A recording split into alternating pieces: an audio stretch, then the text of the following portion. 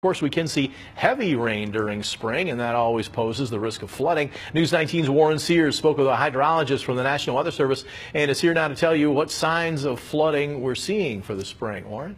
Scott, many things have changed from the last outlook that was released in early February. What was looking like a high risk for spring flooding now favors a risk for minor flooding along the Mississippi and a near normal risk for local tributaries.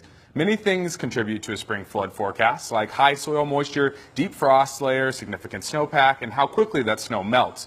The gradual melting of our snowpack over the last few weeks has significantly reduced the risk for major flooding on the Mississippi, but what about local streams and local rivers?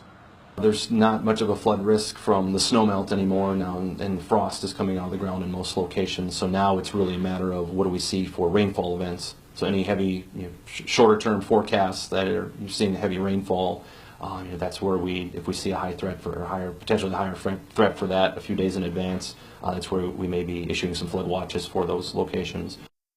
Even though we don't have much snow, we still have to look to our north to see how quickly the rest of their snow melts, and especially at the headwaters of the Mississippi. Scott, our ground is completely saturated, meaning it can't take much more water. So we will also have to closely watch how much additional precipitation we see over the next few weeks. All right, thanks, Warren. Tonight at 10, some safety reminders, especially for those living in flash flood prone areas.